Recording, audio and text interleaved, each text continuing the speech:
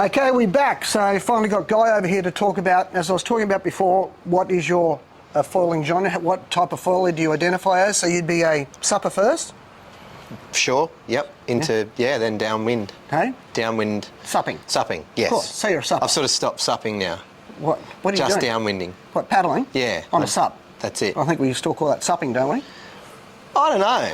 We call it downwinding. Okay. Do we have to call it supping? Okay, he's a pro downwinder with a paddle that stands on a board, okay? Yeah. Some people call it a sup, foiler. we call it, yeah. Okay, so look, as I said before, like the 1001, I actually loved it on the wing, but from a supper's point of view, it's too hard to paddle up, is that right? In strong wind, it's great, but our conditions are really light. So we're finding like we're doing a lot of really light runs, and we get to the start and the wind might drop to like, 12 or then under. Yeah. And so if you're paddling out with that, you're a bit apprehensive some days here, but over 15 to 18, that thing's insane. Yeah. Okay, just taking a bit more on that. So that's coming from a pro, and I'm like still semi-kook with all this. So if they even are reluctant on it, and you're not a really good downwind paddler, just forget about that totally. Take it out of the picture. Totally. If you're a weapon and you're doing lots of runs, that's the go-to, that's for speed. But, there's consistency in the one up from that, the 1051 being a little bit bigger. We're finding the average speeds are much better. That's why I'm running the 1121 now, because your overall speed and pump is way easier, and you'll be quicker over the 40Ks or 20Ks that you might do. So just so everyone knows, like 1121, so that's your wingspan. So the actual area on this thing is just under 1100, so 1088. So still not that big. So, and this, you find you got good control and balance on it? Unreal, yeah. So this basically is my go-to now. I've got rid of the 1201. I'm about 74 kilos. And since I got this, I can go when the boys are going in 4 to 6 knots, so we can still get up and go. Wow. Since adding the 362, I used to have the 362, that has been a game changer. That's got me down bumps. I can push forward, and I can get up to 34 on most runs in really light winds, 30. And fuse-wise, you're just sticking to the short? Sticking with the short. A lot of guys have gone to the advanced. I should probably go to the advanced. I will one day. Just being a bit lazy, but pretty happy with that setup. Sticking with what? Sticking with what works, yeah. And it's pitch control too. So I like that being nice and stable. So, and it gives you a lot better stroke the longer the fuse. So going back to the old HPSs and all that. So let's just say I've got a 1050 HPS at home. Mm-hmm. How would you compare that to sort of this 1121? It's slower, it's easier to paddle up, but once you're up, this is actually way better. So once you're up on this, you'll love it. So the problem with the 1050 is once you're up, you're turning off the bumps behind a lot, and this you can push forward.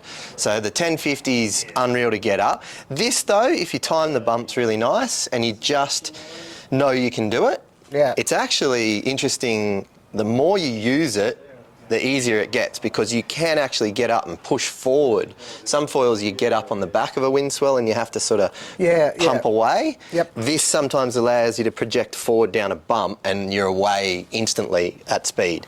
Yeah, well that's what I found on this with the wing. So, but just going back, so what about the original ARTs? There's a lot of people saying, is it worth going from the original ART to the ARTPRO? For me, 100%, because all those ARTs, they work. On a wing, they're a bit more forgiving, so if you do have a drop or something like that, you can catch it. But on the SUP, a drop can sometimes be terminal and you can't get back up. So what would you compare this to, so like 1121? So what ART original would you compare it to? Oh, look, close to the 1099. I still got a soft spot for the 1099, Rob. Yeah. I love the 1099. The 1099, just pumping in the surf when we used to surf, when I used to just normal surf, I found it amazing. Now I've started pumping this, it's a lot higher speed. So speed difference, but I think you sort of mentioned before, I found you can actually climb, like before you had to bear off and go, but you can actually climb, even though you shouldn't be chasing the whole time, but it is actually to climb over a swell and bump with these ARTPROs. That's the difference. So these will get up and over. Yeah. You can do your up and overs and get down and pick gates and get forward and catch your mates when you're And so that's the thing too, just for you downwinder guys out there, the straight line is not always the fastest. If you haven't got a little valley, a dip or a trough in front of you, you need to bear off, roll back, pick up another one and come back. And that's where I found these pros just excelled. It looked like it in your video, mate. You were killing it. Yeah, and it was really, I was jealous, quite jealous watching you on this in that video. Yeah. Because I'd love to paddle this more. I'm working up to it. You just got to have some I'm wind. going on again today, so hopefully after this, if I'll put some more vision up, so I'm going to do a big epic downwinder today. So I'm going with all the kite dudes, and they're just going to look at the back of my head. They probably will, yeah. So play around with rear wings too, guys. This is really interesting. I went down too early. Now, this is not really affecting anything for me. It's the timing getting up. And so Yeah, I found too, like, you know, I was going micro. You always see me at Von Pyrrhus chop shop. I was chopping stuff down. I've actually gone to reverse now, because if you've got a really efficient tail, because my theory was, you go fast enough, that tail is going to surface and cause a front wing breach. But these new tusk, what are they called? What do you call these ones? The flats or something, are they?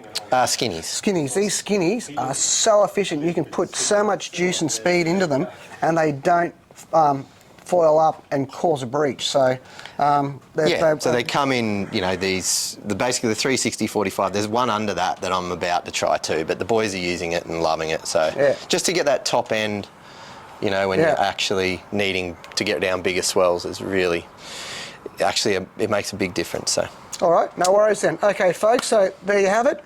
From a pro supper to all the punters out there, get out there and have a look at these Access Pros, and thanks for joining in. Come into SurFFX, ask for Guy, and we'll see how we go. Thanks, mate. You.